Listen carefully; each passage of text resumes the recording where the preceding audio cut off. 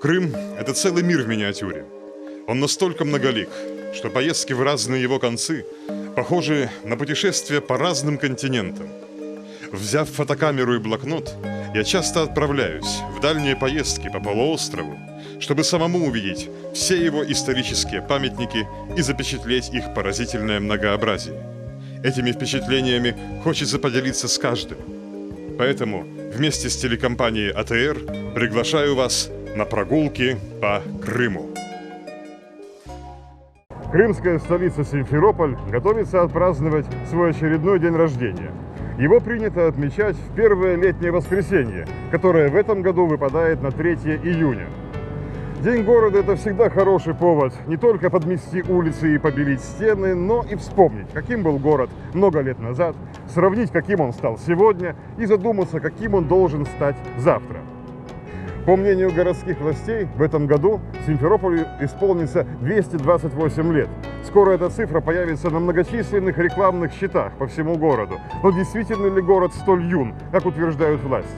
Давайте сегодня прогуляемся по Симферополю и сделаем собственный вывод на этот счет.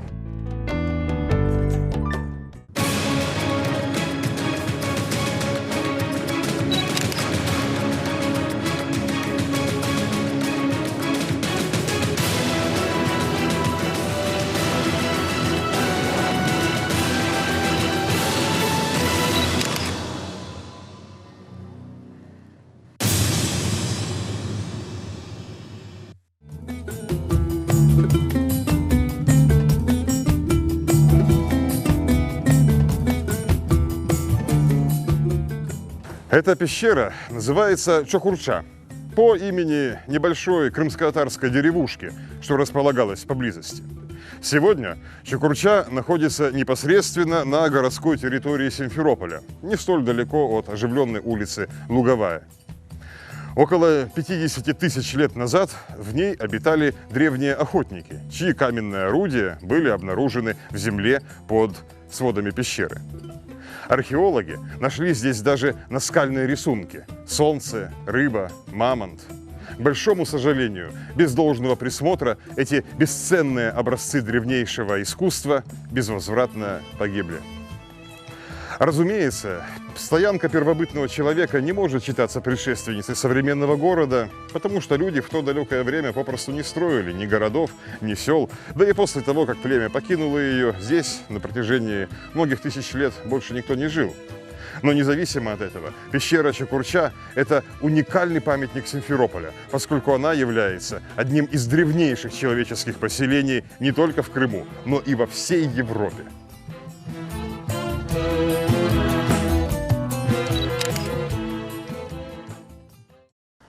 Продолжим нашу прогулку по городу. На сей раз по скальному плато, под обрывами которого течет Салгир и шумит улица Воровского. Сейчас здесь можно видеть лишь заросший травою пустырь, а внизу, вдали, раскрывается широкий вид на Симферополь. Однако, если бы мы оказались здесь 2 с лишним тысячи лет назад, то картина была бы совершенно другой, полностью противоположной. Мы не увидели бы зданий внизу, а город находился здесь, наверху, на скалах. Войдя в высокие крепостные ворота, мы оказались бы на главной городской площади, сплошь усыпанной белым гравием.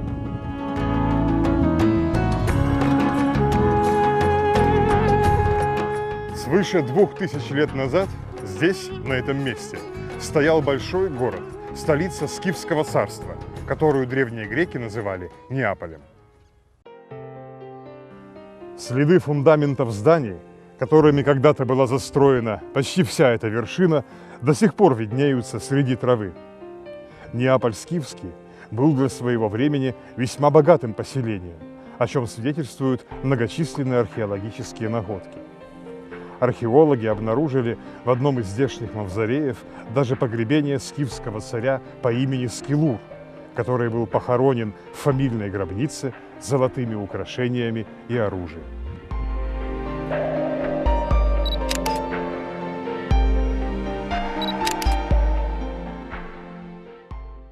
На противоположном конце Симферополя На невысоком горном обрыве под слоем грунта лежат руины еще одного скифского города.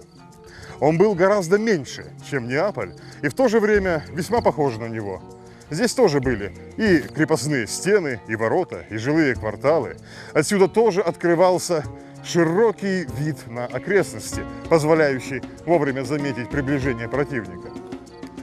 Впрочем, хороший обзор не предотвратил падение скифского царства под ударами готов.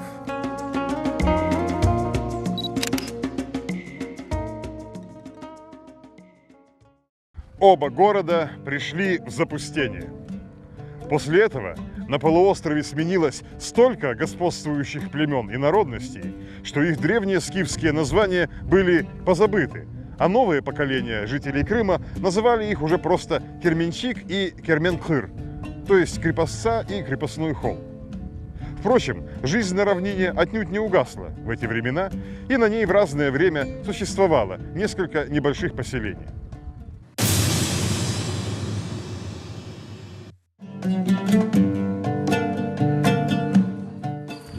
Пейзаж, который открывался с этих высот, сильно отличался от нынешнего. Долина Салгира была в прошлом практически сплошь укрыта дубовыми лесами. Их вырубили почти начисто еще в Средневековье, но даже сейчас, в окрестностях города, там и здесь еще можно найти остатки этих лесов, рощи среди распаханных полей, так называемые дубки. Много столетий назад это были не низкорослые рощи, а настоящие густые леса с высокими и толстыми деревьями, которые шли и для строительства, и для растопки.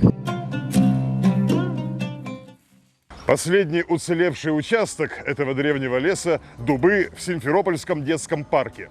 Здесь сохранилось несколько крупных деревьев возрастом в 3-5 столетий, а век самого старого из них превышает 700 лет. Эти тенистые леса вдоль полноводной реки и были избраны для обустройства резиденции крымских колга-султанов, лиц, занимавших в иерархии Крымского ханства второе место после самих ханов.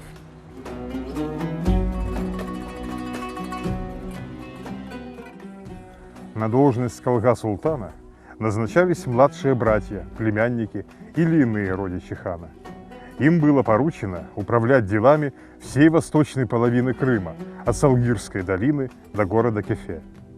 Как и хан, каждый колга-султан имел собственный двор с собственным визирем, судьей и прочими высокопоставленными чиновниками.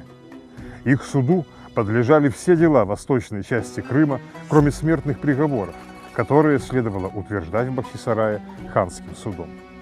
Каждый день колга заседал в своем совете, а раз в неделю выезжал в Бахчисарай для торжественной трапезы с ханом.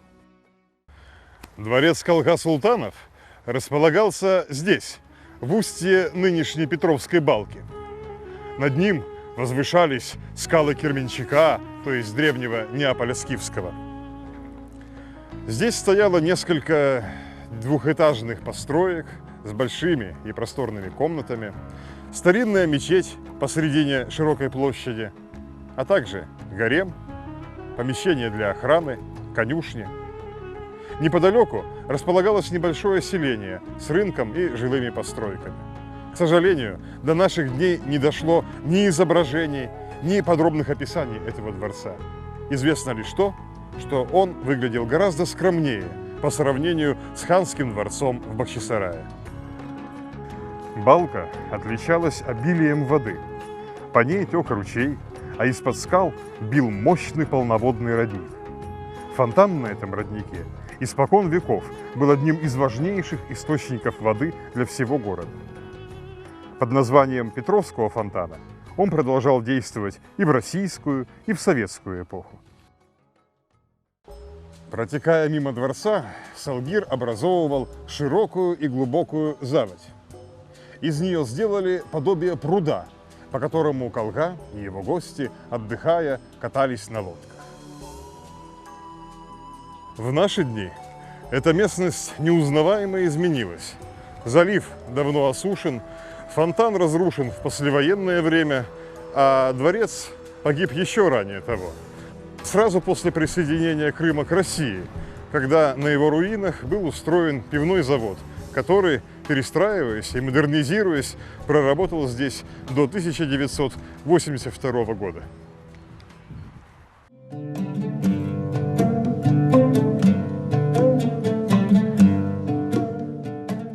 Чуть ниже по течению реки, в прибрежных садах, можно было видеть в прошлом несколько небольших построек. Здесь располагался азиз шейха по прозванию Салгыр-Баба, одного из самых почитаемых крымскими мусульманами. И по праздничным дням здесь собиралось довольно-таки много людей.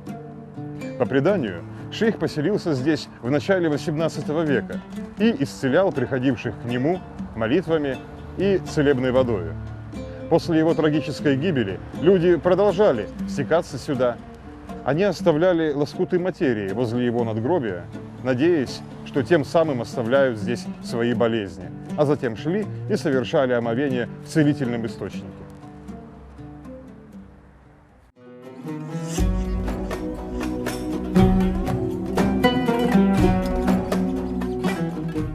Чуть поодаль от реки и от садов располагался сам город Ахмеджит, названный так по своей главной мечети с белеными стенами. Говорили, что ее возвел некий Ибраим бей, получивший от хана в награду за верную службу земли по Салгиру. Однако каменная плита, найденная при самой мечети, сообщает другое имя – Абдураман бей. Она же дает и год ее постройки – 1508.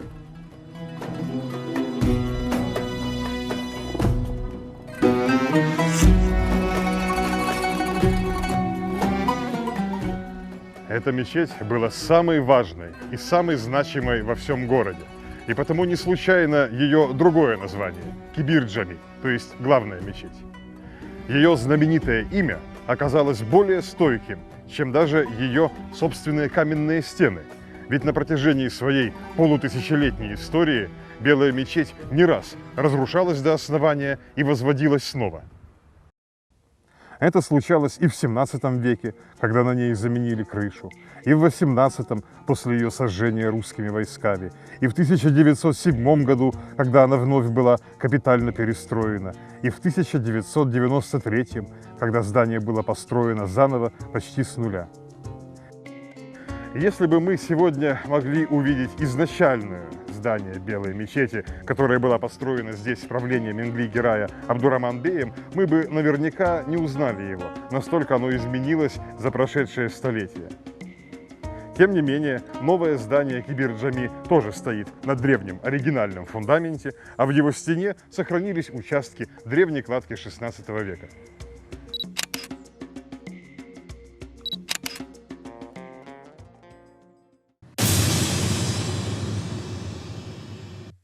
Вверх и вниз по склону от Белой мечети разбегались извилистые улочки.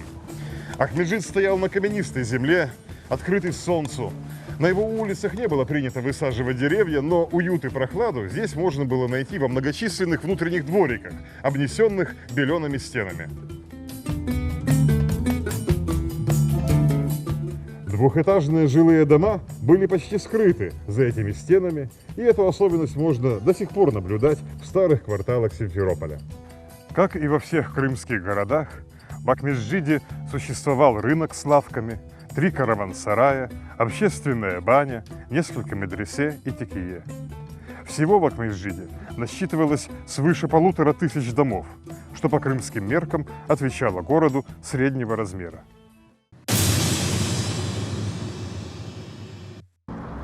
В этом облике древний город и встретил очередную главу своей долгой истории – российскую. Овладев Крымом, петербургские власти задались вопросом, где же разместить столицу новоприобретенной провинции. Поначалу появилась идея устроить ее в Старом Крыму, но окончательный выбор пал на Ахмеджит, который располагался в точности на перекрестке дорог, что связывали север и юг, запад и восток полуострова. Для нужд новой администрации требовалось множество новых служебных и жилых зданий. Их строительство началось на свободном пространстве к западу от старого города. Предварительно был составлен городской план. Следуя последним западноевропейским образцам, архитекторы начертали на нем прямые улицы, сходящиеся к центральной площади. В основных своих чертах этот план был выполнен и определяет до ныне облик Симферопольского центра. Можно было бы считать, что таким образом в 1784 году был возведен совершенно новый город. Однако сами строители Симферополя вовсе не полагали, что создали поселение совершенно отдельное и совершенно независимое от старого Акмеджида. Ведь когда в том же 1784-м новой таврической столице было присвоено имя Симферополь, в переводе с греческого «город пользы», то оно распространилось не только на новые кварталы города, но и на старый Акмеджид. А когда император Павел I в 1796 году на недолгое время отменил екатерининские переименования, то весь город, включая и его новую русскую часть, стал называться Акмечеть, и еще долго после того указывался на картах под обоими названиями. Старая и новая части заметно отличались между собой, но все же никому не пришло бы в голову назвать их двумя разными городами. Писатель и правительственный чиновник Сумароков, живший тут при Павле I, говорит: «Акмечеть был прежде старинный торговый у татар городок. По взятию России и Крыма в нем учредился областной город всей Тавриды под названием Симферополя, и тогда прибавлена к старому Акмечетью еще новая часть города. Итак, в одной половине усматриваешь прямые улицы, площади, несколько хороших домов и употребление европейских обрядов, в другой же, оставшейся без перемен, встречаешь узкие, излучистые и похожие на лабиринт улицы, и во всем точное наблюдение татарских поведений. Надо заметить, что со временем эта невидимая граница в значительной мере стерлась. В старых кварталах появились здания петербургского образца, а в новой возводились мечети, как, например, Валиде-Шериф, величественная мечеть крымско-татарского конного полка, простоявшая лишь около 30 лет и разрушенная при советах.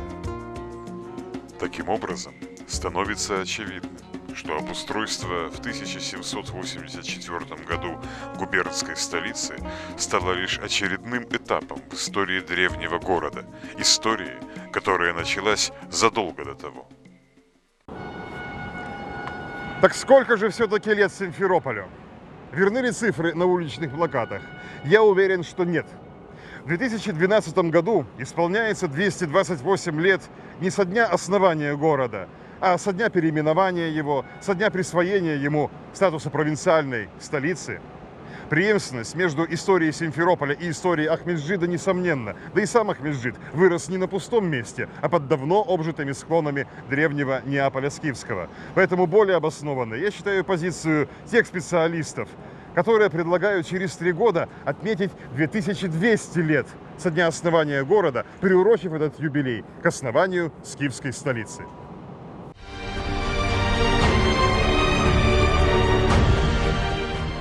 Делить историю на узкоэтнические отрезки и не замечать ничего за их пределами означает обкрадывать самих себя. Современный Симферополь стоит на местности, которую люди обжили очень и очень давно, тысячи лет назад, и потому преднамеренно преуменьшать его возраст выглядит не просто неразумным, но и невыгодным.